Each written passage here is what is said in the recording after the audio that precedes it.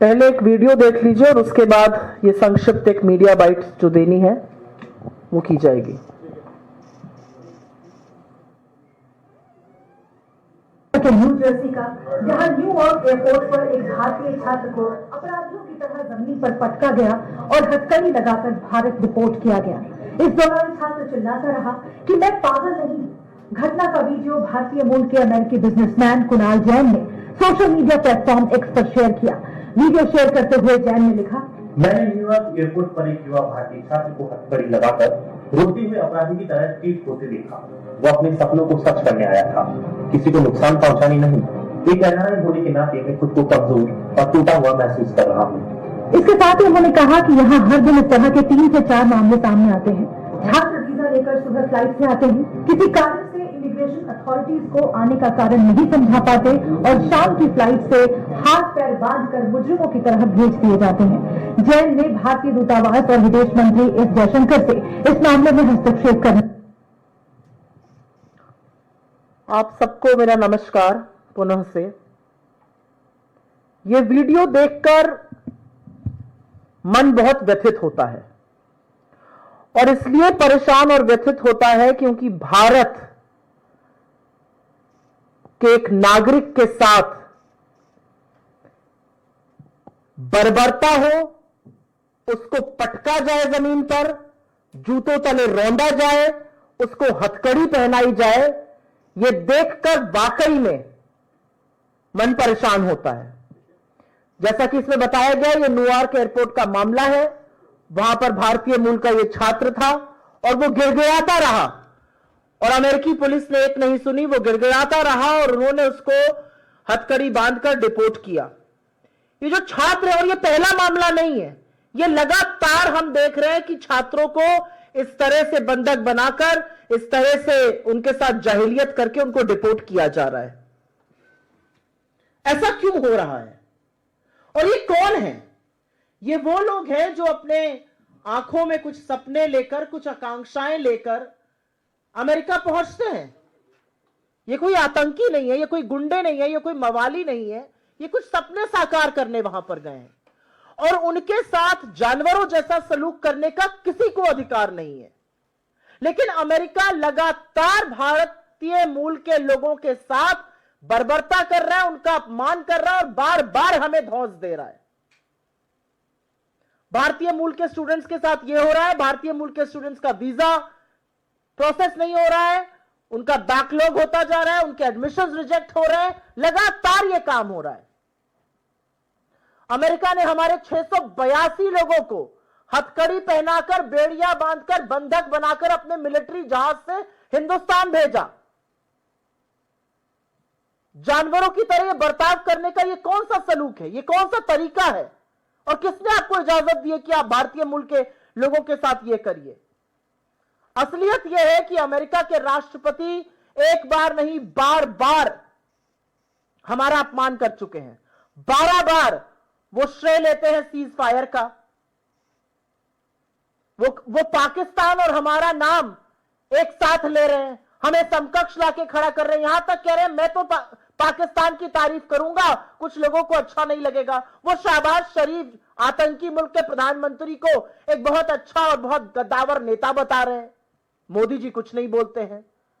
वो लगातार हमें ट्रेड की धमकी दे रहे हैं, वो हमें टैरिफ की धमकी लगा रहे हैं। जिस दिन मोदी जी अमेरिका में थे, अमेरिका की सरजमी पर थे, वहां पर वो इंडिया को अब्यूजर, वेस्टर एंड फ्रॉड बता रहे थे। हमारे प्रधानमंत्री यहां से गए, अब जैसे भी गए, बिना बुलाए गए, लपके गए, जो भी गए, उनको वो गेट तक लेने नहीं आए, बाकी सबको लेने आते हैं। क्यों हमारे देश की इस तरह से तौहीन की जा रही है? हमारे जो दुश्मन देश है उनको जो सप्लाई करता है हथियार, ड्रोन वगैरह, टर्की के साथ वो डील्स कर रहे हैं। उनका कॉमर्स सेक्रेटरी हमको धमका कर कहता है अब रशिया से नहीं खरीदिया गया, अब हमसे खरीदना पड़ेगा आपको हथियार। वो एक धमकी धौंस हमें देते हैं, आप सस्ता तेल कहीं और से नहीं खरीदिए, हमसे खरीदिए, हम अपनी डीलें बंद करने को तैयार हैं। ये कौन सा रवैया अमेरिका अपना रहा है? और असलियत यह है कि हमें जो बातें पता चलती हैं वो इससे बहुत इतर है। हमें तो बताया जाता है व्हाट्सएप पर, हमें तो भक्तों की मंडली और माफी के साथ कहती हूं, आपके जैसे टीवी चैनल तो हमें रोज बताते हैं डंका बज रहा है, यहां तो बैंड बज रहा है, हिंदुस्तान के नागरिकों पर डंडा बरसाया जा रहा है, लाठियां बरसाई जा रही है। कहां डंका बज रहा है? डंका व्हाट्सएप में बज रहा है। यह असलियत है। और हमारी सरकार की तरफ से सुई टपक सन्नाटा। हमारी सरकार एक स्टेटमेंट लगा के कहती है अमेरिकन स्टूडेंट्स जो हैं वहां पे गए इंडियन स्टूडेंट्स, वो वहां के लॉज का पालन करें, कैंपस पर अच्छे से बर्ताव करें, इसलिए आपको चुनकर शासन में बिठाया था। एक प्रधानमंत्री की क्या जिम्मेदारी होती है?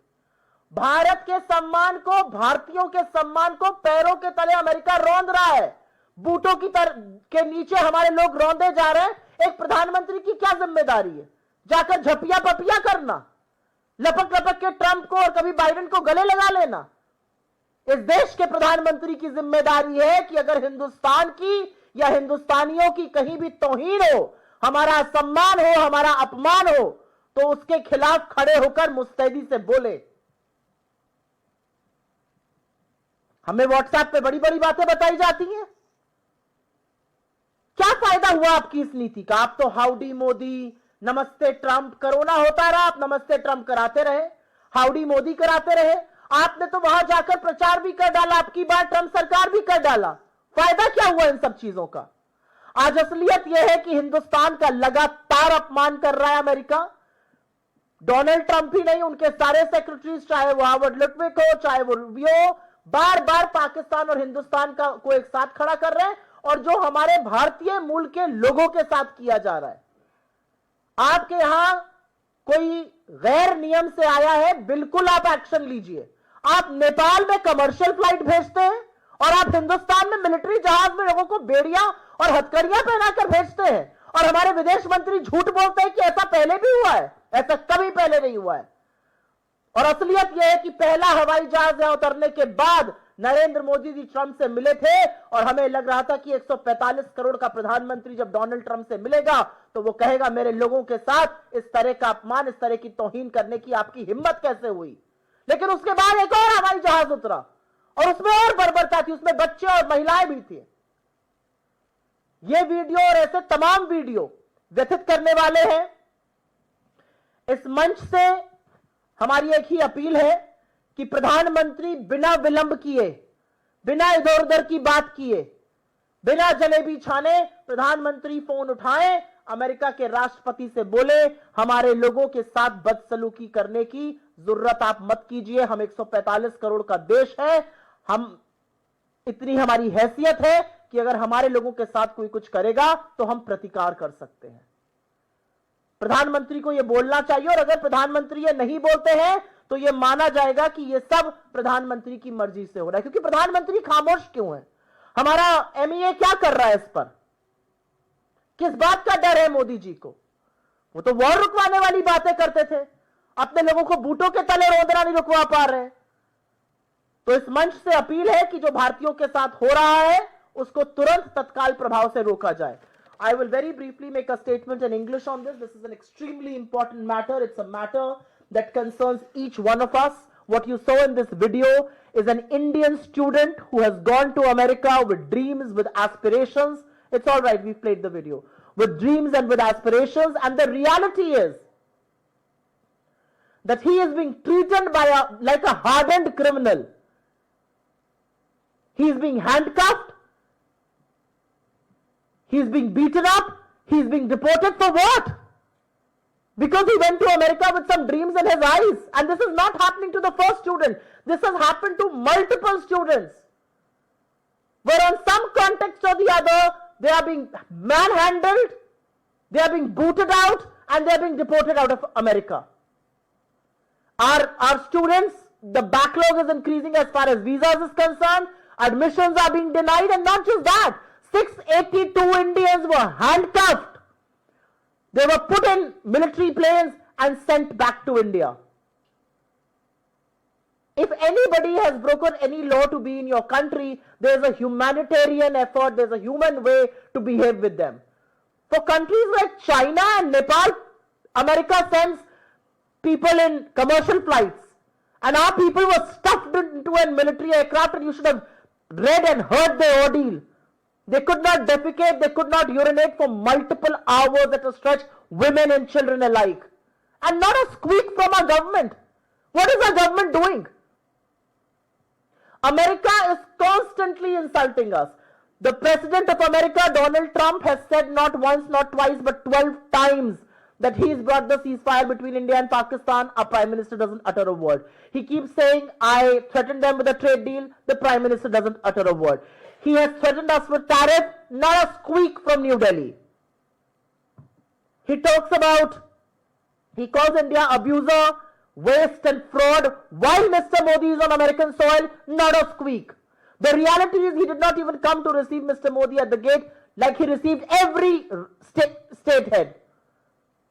And I think this cannot be taken lying down. America is treating India and Pakistan in one breath. We are not equals. And how dare America think that India and Pakistan are equals? India is a thriving democracy. India has made huge strides. Pakistan is a terror state. From Osama bin Laden to Masood Azhar to Hafiz Saeed to Dawood Ibrahim, each one of them is harbored in Pakistan. They are being entertained. Red carpet is being rolled out in America for them. What on earth is going on? And what is our government doing about it? And what is the Prime Minister meant to do is a very basic question we are raising. Is the Prime Minister of India meant to go and hug state heads? No. He is supposed to put India's interest. He is supposed to raise his voice if India or Indians are being humiliated anywhere in the world. Why is he keeping quiet? We see multiple WhatsApp forwards and multiple social media posts that call us Vishwaguru. How does it matter what sort of global influence we have if we cannot raise our voices for our own people? And quite frankly, there's a huge question being raised on our depleting global influence as well. Given the fact that we are completely cornered and not one big nation is standing with us, a lot of them seem to be siding with Pakistan.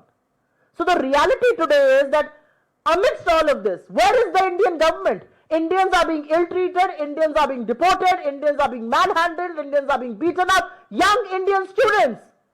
And the government of India is completely missing in action. There will be one press release that will come which will say, students should adhere to rules of universities. Is that how meek you have become?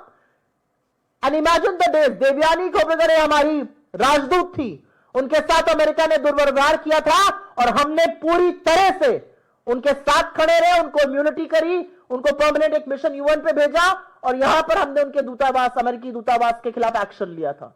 ये करना होता है आपको. आप चुप कैसे बैठे हुए हैं?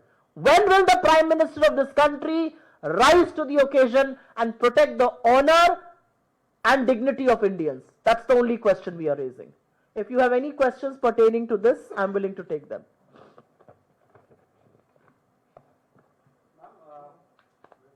हाँ जी बोलिए. मैम, कल सरकार ने जिस तरह से 11 साल की जो उपलब्धि आपने बताई, आपको लगता है कि उसमें विदेश नीति जिस तरह से आप बात कर रही हैं वो फेल रही 11 साल में या बेहतर रही? क्योंकि जिस तरह से आपने ये भी इशू उठाया, उस पर आपकी क्या प्रतिक्रिया है? क्योंकि उनकी तरफ से तो सराहनीय रहा 11 साल. सरकार अपनी विफलताएं खुद तो नहीं बताएगी, लेकिन दुनिया देख रही है हमारी विफलता क्या रही विदेश नीति पर. असलियत यह है कि हमारे सदाबहार मित्र रूस, क्या आपने रूस के मुंह से एक शब्द सुना इंडिया पाकिस्तान के बीच में जो हुआ? क्या रूस हमारे लिए एक बार उठकर खड़ा हुआ, एक बार बोला? It's an all weather ally, हमारा सदाबहार मित्र. असलियत यह है कि हमारे नेबरहुड में नेपाल से लेकर श्रीलंका, म्यांमार, मालदीव, सब पर चीन अपना इन्फ्लुएंस बढ़ाता जा रहा है. चाइना और पाकिस्तान हम प्याला हम निवाला हुए पड़े. अमेरिका लगातार हमें और पाकिस्तान को समकक्ष खड़ा कर रहा है. क्या विदेश नीति है हमारी?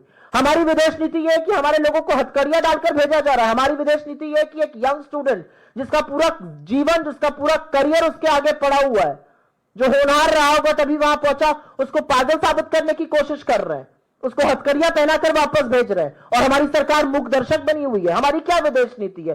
चाइना हमारे घर में घुसकर बैठा हुआ और हम चाइना से लगातार ट्रेड कर करके ट्रेड डेफिसिट को $100 बिलियन पे पहुंचा रहे हैं. हमारी क्या विदेश नीति है कि हम सस्ता तेल खरीद रहे थे और अमेरिका ने जैसे ही डपटा हमने वो खरीदना बंद कर दिया? हमारी क्या विदेश नीति है? मैं ये जानना चाहती हूं.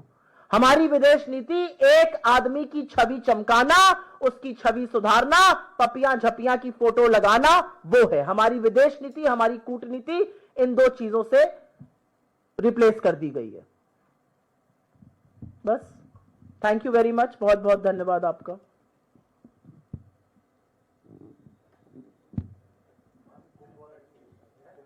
क्या है सवाल? एक रिपोर्ट आई है मैम कुंभ की मौत के आंकड़ों को लेकर, जो जानकारी सरकार ने दी थी उसमें 37 लोगों की मौत बताया था, और अब जो रिपोर्ट सामने आई है रिपोर्ट के अनुसार 82 लोगों की मौत की पुष्टि हुई है। इस पर आपका क्या कहना?